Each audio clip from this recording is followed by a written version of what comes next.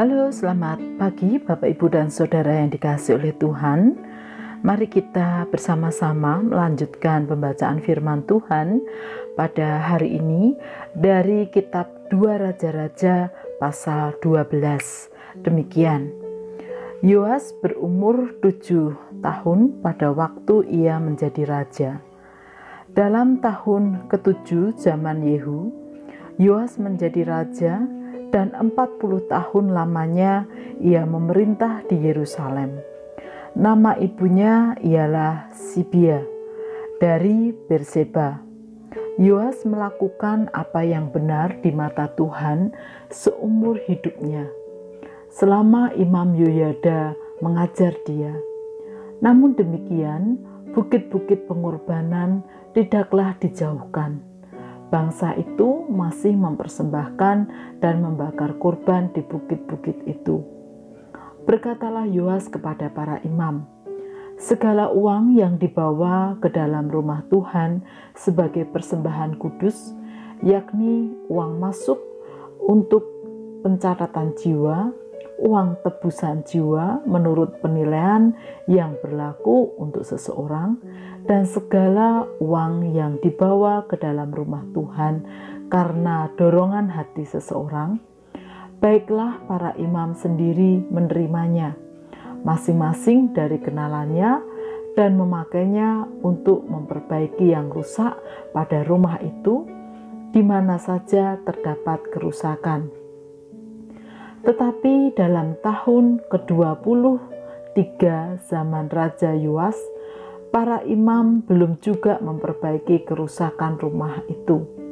Sebab itu Raja Yoas memanggil Imam Yoyada dan imam-imam lain serta berkata kepada mereka, "Mengapa kamu tidak memperbaiki kerusakan rumah itu?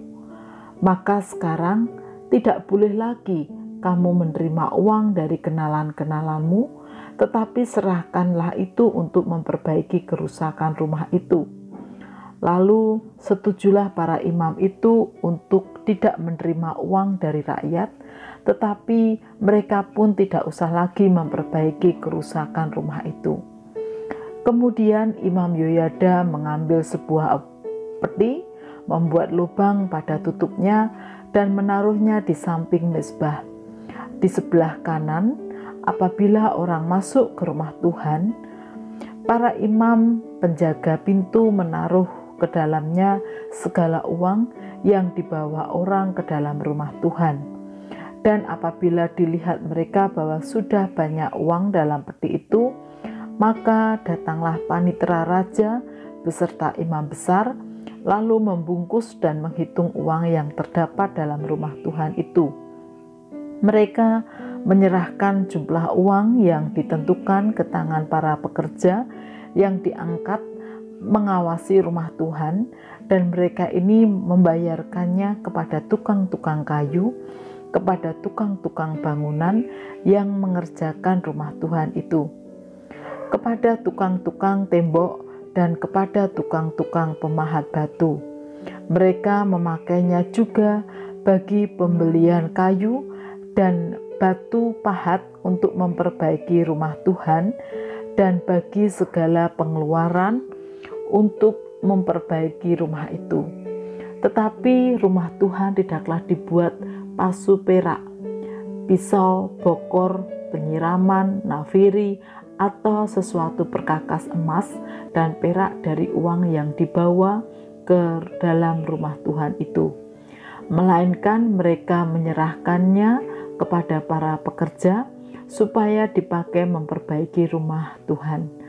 Mereka kemudian tidak mengadakan perhitungan dengan orang-orang yang diserai uang itu untuk memberikannya kepada tukang-tukang, sebab mereka bekerja dengan jujur. Tetapi uang kurban penebusan salah dan uang kurban penghapus dosa tidaklah dibawa ke dalam rumah Tuhan. Semuanya itu adalah bagian para imam. Pada waktu itu majulah Hazael, Raja Aram, diperanginyalah Gad dan direbutnya. Kemudian Hazael berniat menyerang Yerusalem, Tetapi Yoas Raja Yehuda mengambil segala persembahan kudus yang telah dikuduskan oleh para leluhurnya, yakni Yosafat, Yoram, dan Ahazia, raja-raja Yehuda, dan persembahan-persembahan kudusnya sendiri, juga segala emas yang terdapat dalam perbendaharaan rumah Tuhan dan istana raja. Dikirimkannyalah semuanya itu kepada Hazael, raja Aram, maka tidak jadi lagi Hazael menyerang Yerusalem. Selebihnya dari riwayat Yoas dan segala yang dilakukannya, bukankah semuanya itu tertulis dalam kitab sejarah raja-raja Yehuda? Pegawai-pegawainya bangkit mengadakan persepakatan, lalu membunuh Yoas di rumah Milo yang letaknya di penurunan ke Silo. Yosakar anak Simeat dan Yosabat anak Somer ialah pegawai-pegawainya yang membunuh dia. Lalu ia dikuburkan di samping nenek moyangnya di kota Daud. Maka Amasya anaknya menjadi raja menggantikan dia. Bapak, Ibu, dan Saudara yang dikasihi oleh Tuhan, Yoas adalah salah satu raja di Yehuda yang memerintah cukup lama, yaitu 40 tahun. Lamanya pemerintahan Yoas didukung oleh dua hal yang sangat penting. Yang pertama adalah sikap hidup Yoas yang benar di mata Tuhan. Ia berusaha melakukan apa yang sesuai dengan kehendak Tuhan. Memang belum sempurna sepenuhnya, tetapi usaha yang dilakukan menjadi penting. Yang kedua adalah dukungan yang baik dari Imam Yoyada, imam yang terpilih yang mengajar dan mendampingi Yoas, sehingga ia dapat mengatur dan menyelesaikan setiap persoalan-persoalan dengan baik. Baik itu persoalan ke dalam, urusan di dalam kerajaannya, maupun persoalan-persoalan yang ditimbulkan dari pihak luar. Bapak, Ibu, dan Saudara yang dikasihi oleh Tuhan, dari sini kita belajar dua hal penting yang sangat perlu kita lakukan sepanjang hidup kita.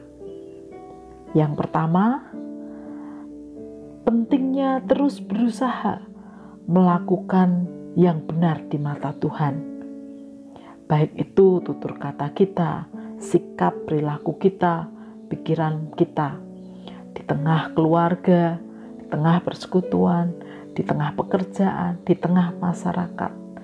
Meskipun untuk hal itu ada banyak tantangan yang harus kita hadapi, tetapi secara prinsip yang harus kita pegang teguh adalah terus berusaha hidup benar di mata Tuhan.